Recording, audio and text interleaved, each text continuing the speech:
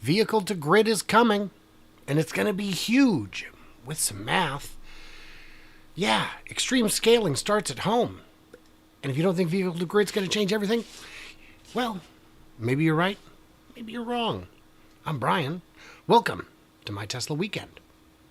How is everybody? Welcome in the chat. Good to see you all. Slap an early like if you don't mind, or a thumb down. Doesn't matter to me. Glad you can hear me. Glad you can see me-ish. I mean, I feel a little bad for you, but there you go. So Elon is going to be announcing Master Plan Part 2 pretty soon, March 1st, we believe. All we know is it's extreme scale. There's a lot of speculation about what that means. Probably that. It's probably that. That's pretty extreme. But what I think it means, and some people say, well, it's going to be cars. It's going to be a lot more cars. And I disagree. I mean, that's part of it, sure, but that's not extreme. We're already at 2 million-ish on the run rate. We get to 10 million-ish. They're the biggest car company ever. Get to 20 million, you kind of start running out of market. I don't see a 5 to 10x being extreme. Jeff is extreme. Scale? Very funny, Jeff. No, I think it's going to be, in part, Megapack factories. The Megapack factory does things a little differently. They produce the Megapack 2XL. Fantastic. What it means is there's going to be a little bit of opportunity to disrupt the fossil fuel industry. This assembly line can crank these out every 68 minutes. They're not up to that speed yet. They're already up to 12 a day, though. 12 a day, ramping to 20, 21, maybe 22 a day. And like all things Tesla, I believe that number is still sandbagged. And I think there's a lot of room to grow. But the best Megapack is no Megapack, because why do that when you can have power walls everywhere? And the best power wall is no power wall, because why do that when you can put cars everywhere? Cars everywhere, leave them plugged in, aways we goes. So let's look at the stats on the Megapack. They're pretty big, pretty heavy, 84,000 pounds. It's a bulky boy. They're the equivalent of 3,854 kilowatt hours of capacity. So that's great.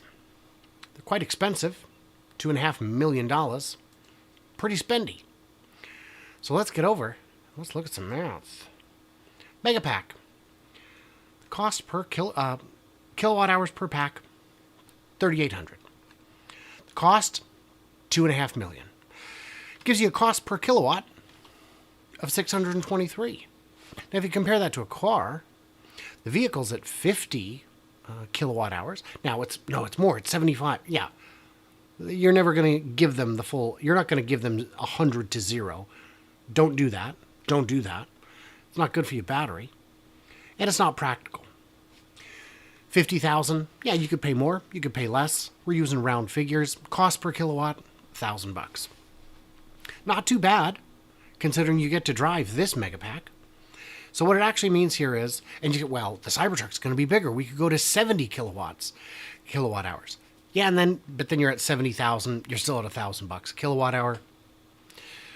And there is a maintenance cost on this that doesn't appear when you're doing it as a car. So how many cars would it take to equal a Megapack if you're only giving them 10 kilowatt hours? Just because you can set it if you join a virtual power plant. How many cars would it take if you gave them 10 kilowatts or 20 or 50? So we'll get back to that. But let's talk about what a virtual power plant is. In the pre-show chat, MD Hofsty was saying, I don't think that Tesla can do it. I don't think Tesla can do vehicle to grid because you need solar panels. And that's not always true. There are a lot of ones, like the virtual power plant in Texas, where you don't need to have a solar array in order to participate, because you can take the power from them when they have surplus, when it's affordable, and sell it back when the price is higher. So you can, the program's already running. Pilot program allows for up to 80 megawatts of capacity from assets in homes and businesses to run as part of the grid. Google Nest, GM, and others form a partnership to advance virtual power plants. So in here, did I highlight it? I didn't. In here we can see that anyone can do it. The Google Nest is great because it can say, uh-oh, there's a surge in demand. Turn off the AC for the next 10 minutes. You wouldn't even probably notice, and you protect the grid. All of these are helpful. And if you get a little bonus for shutting the power off for a few minutes, even if that bonus is not paying surge pricing, it's kind of worth it. And this easily stabilizes the grid. It's helpful. It does a good job. So when we're talking about Tesla's virtual power plant, even here it says you just have to have a power wall. Who can get it? Customers in Texas, you just have to have a power wall, and it has to be located somewhere with retail electricity choice. So that means you have to be able to be in the grid that allows you to sell to this particular provider, and you have to have a power wall. That's it. The car is the power wall. It can be anyway. If you're not at home, obviously you can't do it, but you can otherwise. So let's jump back over to the numbers. How many cars at 10 kilowatt hours would it take to replace a Megapack? 388. And half of that, and then, 78 cars. If 78 cars are willing to give up 50 kilowatt hours, they replace an entire Megapack. As a reminder, we're already at a 2 million-ish run rate. We're going to be there basically right now. So how many Megapacks would that even be? Well, you've got 2 million cars. Even at 10 kilowatt hours would be 5,000 Megapacks. Double it, obviously.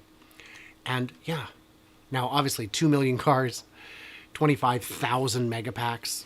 That's not a real number. That's not realistic. Nobody's probably doing 50 kilowatt hours. But if the money's there, you could. If there's a 10% opt-in rate, because not everyone's going to do this. Not everyone lives in a place where it's even possible. Some people live in Florida, which is very hostile to new entrants into the power market. So at 10%, you guys know how to do that math. It's pretty straightforward. But how many peaker plants does that replace? Is this actually going to be taking peaker plants off? So real quick, on the virtual power plant, what is it? Last summer, California's record-breaking, grid-straining heat wave forced government officials to say, hey, could you pretty please not charge yet? Not charge yet. Wait until later. Lower your demand for a little bit. And it worked. But nobody got paid for that. The power companies made out fine, but you didn't get paid. But with a virtual power plant, you can get paid. And you can get paid very well. Now in California, I think you do have to have a solar array. In some places, that is a requirement. But in others, it's not. They can, as Jeff was saying, arbitrage the power. Give it to you when it's cheap, buy it back when they need it. So in California, they're paying $2 a kilowatt hour. Now, when you buy that power, you're only paying like 11 cents. 12, 14 maybe. 20-ish at peak. Who knows? But they'll pay you $2 to get it back. And people are seeing, there's a story about how they're getting, some customers are getting hundreds of dollars a year, $50 a month, just for allowing the grid to take some power when they need it and put it back. So how many Megapacks does it take to replace a peaker plant? Well, it varies depending on the size and the capacity, but just using one example, 142. The big one in California, 142. The 100 megawatt / 400 megawatt hour energy storage system is 142. Now it's probably 100, 150, depending on the size. 142 of those cabinets. That's huge. Okay, well, let's go back and do the math. 142. So how many does that replace? 4. So if you've got at 10 kilowatt hours of capacity that you would allow them to use, yeah, you would replace 4 entire peaker plants. And then, of course, double it, and then, of course, 18. If just 10% of buyers opt in and allow 50 kilowatt hours to be borrowed during peak times, now that's a huge number, but you would replace 18. 18. Well, they're currently making, as we just discussed, 12, and have a ramped full capacity of about 22. So how many days does it take to replace one peaker plant? Now this is where the scale starts getting extreme. 11.8 days already, right now. Every 11.8 days, enough capacity comes online to replace a gas peaker plant. And once fully ramped, 6.5 days every week. So per year, 30 to 60 peaker plants could go offline, or not need to be built in the first place, not need to be replaced. So why would people do this? Why would someone sign up to be part of this inarguably terrible program? Well, because it's not terrible. So can I fit them all? Yeah. So at 10, let's say they only give you 10 cents back. If they only gave me 10 cents back, I wouldn't let them use it. That'd be $365 a year. I don't think that's worth it. Except that, over 10 years, 20 cents? 50 cents. Now we're getting serious. $1,800 a year. It's $150 a month. That's a good chunk of your car payment. But at $1 or $2, yeah, now it's getting real. Now, I don't think this $2 figure is going to stay forever. I think that's too generous. And I think people will be allowed to bid on what they're willing to sell their power for, and that'll bring the price down too.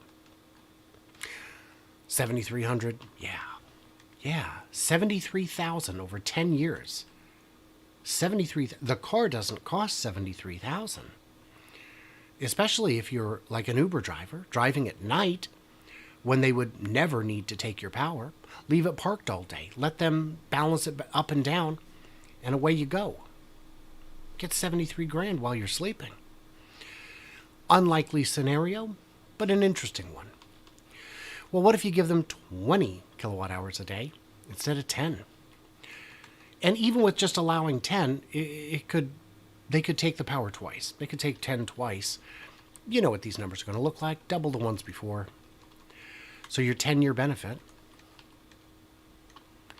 $146,000. $146,000 for a car you paid 50 grand for. You could take your Turo fleet and just leave it plugged in all the time. And when I say fleet, I mean you could probably get away with 4 hooked up to your power before you need to start getting some expensive permits and some commercial grade wiring upgrades. But maybe not. Maybe someone can correct me on that. And this is real money. And that's at just 20 kilowatt hours a day. Now, they don't take that much. They don't need to. But if they've got them available, they'll start using them more. If it's a reliable source of power, away we go. 50 kilowatt hours, you can see where this is going, can't you? We're doing good on time.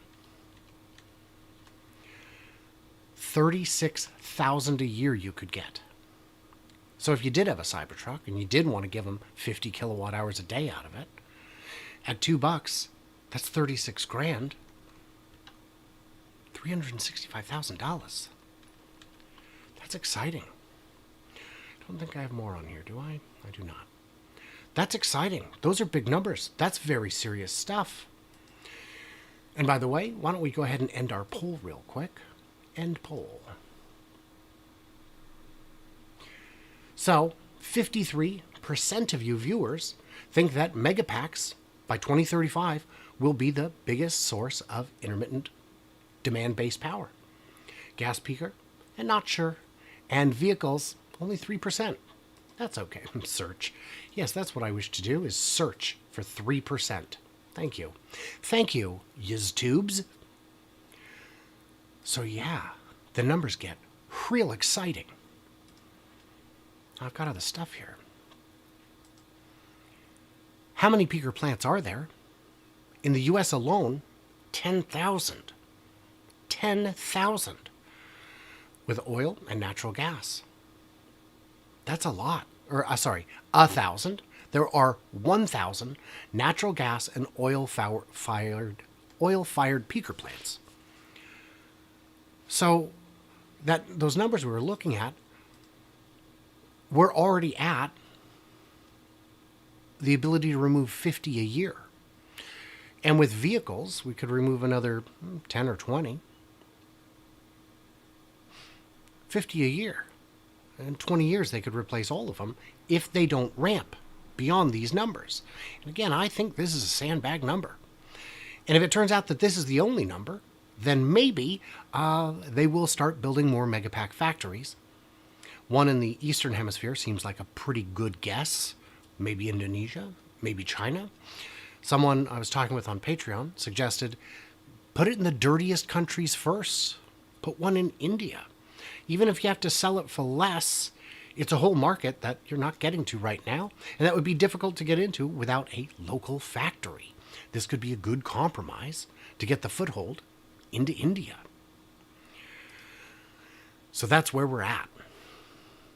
Oh, we're doing good. So I do want to thank my Patreons who get early access, bonus content, all kinds of good stuff. Keep the channel running. I really, really can't do it without you. I think last month, 22% of my revenue came from YouTube. That's painful. So, with that said, there's a couple more items to get to. One of them is a quick update on the upcoming March 1st Investor Day. Yeah, I'm going. Jeff is going. Producer Jeff is going to be there with me. And we've got a cameraman who's coming and a videographer who will also be there documenting, filming. It's going to be wonderful. I'll have my own entourage. Hey, Cybertruck. I'll have my own entourage. How crazy is that? So the plan looks like at this point, around noon at this same park, we will be having an event with guest speakers. Very special guests. I've got a couple lined up that I will be announcing probably tomorrow or maybe Monday at the latest. So we'll have actual speakers, and we plan to run until about 4 p.m. when the event, when a different event at Clive Bar is going to be held, hosted by Farzad, who's an awesome, awesome guy. And Sandy will be there, and it's going to be a big day, and that'll be a watch party. And that's better because this park closes. Our permit is only until 5:30 p.m., and the park closes at 7. The event, Tesla's event, is starting later. If we try and do a watch party here, we might get kicked out. So I'm not sure. Oh, you thought I was fighting with Farzad? No. If I'm fighting with Farzad, I don't know about it. That's interesting. No. I don't. Boy, I hope not. Oh, that'd be awkward. And then one more thing I wanted to get to, and then we'll do the Q&A, is I just wanted to show you guys the thumbnails I came up with. I typed in endless rows of electric cars charging, dramatic, bold, all that good stuff. I got some great, great stuff that doesn't fit. Beautiful. Those are some long cars. Those are some extreme scale cars. Gorgeous. These are just so much fun. They do not always work out the way you might want them to. Beautiful. Build some of these long cars. Weird. I'm not sure how it got most of these things, but it's fun. So let's jump into the Q&A. Leave this running just to have something pretty to look at. Mark asks, can't we all get along? And who is this says no? I think that's reasonable. Jeff said, but I will be speaking a lot, because I do. Jeff is a skilled talker, but he has a lot of interesting things to say. So yeah. Yeah. Hello, Jamie. Good to see you. Good to see you. And I'm glad you managed to catch the show with Herbert earlier today. I was also on another show today. So this is my third live stream today. I was also on Tim from Oracle Investments. Just hit 10,000 subscribers. Just having a little celebration. Invited a bunch of us to come in and say hello, which we did. Oh, so fun. Some question. JJ still wants to know about hydrogen. I don't know, man. There's the limits of physics are immutable. Everything else is just a suggestion. Ontario Megapack. That'll be great. Oh, SpaceX launch Saturday, Sunday. Boy, when are we going to get that booster going? Somebody from SpaceX showed up in a thread about the static fire test and said, just so you know, with the 31 of the 33 engines firing, this was the most powerful rocket ever lit. Now, obviously it didn't fly, but this has substantially more power than anything ever flown. And interestingly, the SLS has more thrust at takeoff than the Saturn V. Did not know that. Saturn V. Oh, the fact that they got it to fly is just about a miracle, because technology was so difficult back then. Computers were... We throw away computer chips with more power. Oh, Ellie in Space. I can confirm Ellie in Space will be one of my speakers. It's very exciting. She's wonderful. She probably wants to moderate rather than be an actual guest, but guide the discussion. She's very good at that.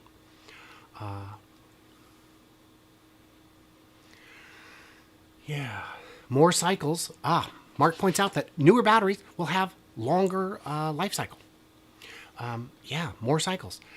And more, especially if you're going to get a standard range car, those have LFP batteries. Those don't mind full discharge to charge. You can go 0 to 100 on those. They don't mind. And they get more cycles. Those are already million-mile batteries.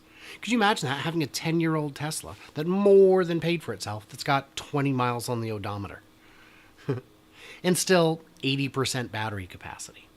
It'd be wonderful. Yeah. Yeah. Well, Jude points out, and I agree with this, as utilization goes up, the benefit will go down. As in, I think what you're saying is that they will...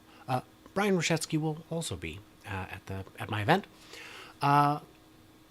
That we will see probably less than $2 a kilowatt hour being paid. But that's fine. There is a balancing point. Somebody pointed out, AutoBidder will handle it all. And yeah, you can already, in some places, determine at what price the power needs to fall to before you charge your car that night.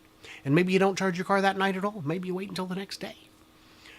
Because I'm not paying 15 cents a kilowatt hour. I want 2. In Germany, I think it was a year and a half ago, there was a time overnight when the power cost was negative. If you were using power you were getting paid to, if you've got something to charge, by all means, charge it. Yeah. Any insight as to why Tesla insurance is still not available in Florida? It's supposed to be in October of 2020. I don't know. Insurance is fickle. It is a complicated thing to deal with. It is nothing but red tape in terms of regulation. Because before all that regulation, there was so much tomfoolery that they have to be. Do I think Megapacks could eventually be manufactured at Giga Austin? They could, but I don't see why they would. They're not that cumbersome to ship. You just, they are heavy. They are heavy. Let's see. Vehicle to grid with sitting semis? Yes, but I think it'd be cost prohibitive. I think at that point you should just probably buy a Megapack. But I wonder if you could. I think what you'd need is some kind of arrangement whereby you know how much power they're going to be expecting from you. Because you don't want to buy 3 or 4 of these and think you're going to make a bunch of money only to find out that you're getting $500 a year. $500 a year is great. Doesn't make the car payments. It's no longer a business proposition at that point. And yeah, semis don't sit. I mean, they I mean, everyone has days off, so maybe then. But, yeah. Musk downplays vehicle-to-grid technology. It has lower utility than you think. It does right now. It does right now. I don't know if that's going to always be the case. So, tough to say. All the way from Battery Day. And the Megapacks are made with LFP batteries already. So those are coming from China. I don't know if it's CATL or who it's coming from. Probably CATL. So, Transport Evolved just put up a video on the troubles they've been having getting their Sunrun, Lightning, and Span Smart Box Breaker to play well together. Oh, that's frustrating. Yeah, Nikki and the crew do pretty darn good work. I've met them a number of times. Can you speculate on if Tesla will buy Redwoods? Redwood Material is a recycler of lithium-ion batteries, or similar companies. I don't see why they would. It's a possibility, I guess, but I think Redwood doesn't want to be acquired. I think that's why the CEO is no longer a Tesla employee. He wanted to go out and do his own thing. I don't think he's ready to get wrapped back up under the Tesla umbrella. That's my speculation. All right. Anything else? Boy, we timed this great. This worked out good. I'm so glad you guys could join me this evening. Yeah. Good numbers, good numbers. But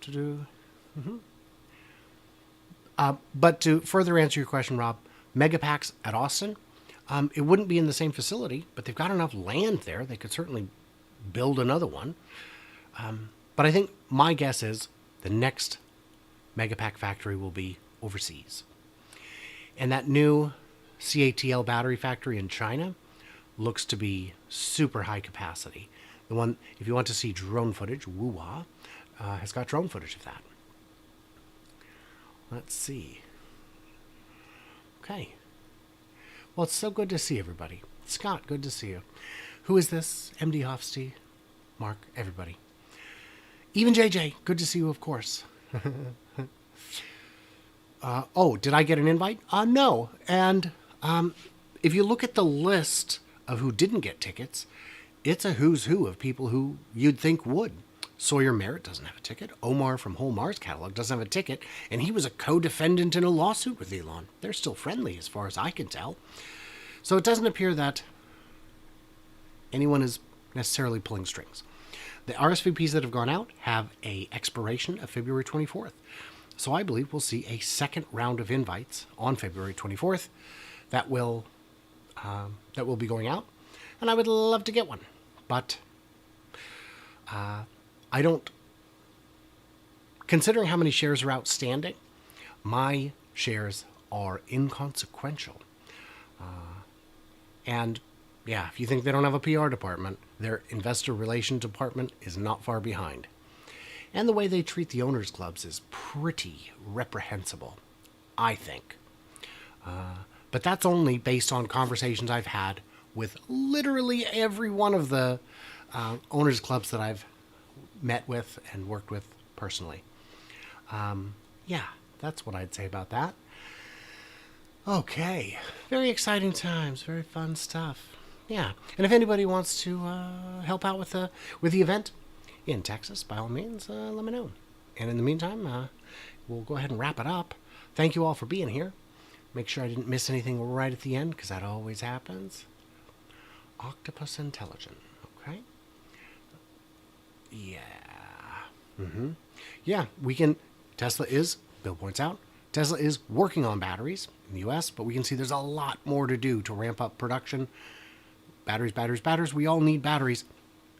Elon has said twice that they're not battery constrained for stationary or vehicle manufacturing at this time. So that would be great if that's genuinely true. Certainly for, if he says they're not, I believe him. So, what did I miss? What did I misunderstand? If you're catching it on the replay, leave it in them comments. And stay tuned. Stay juicy. And I can't wait to hear from you clever robots on the other side.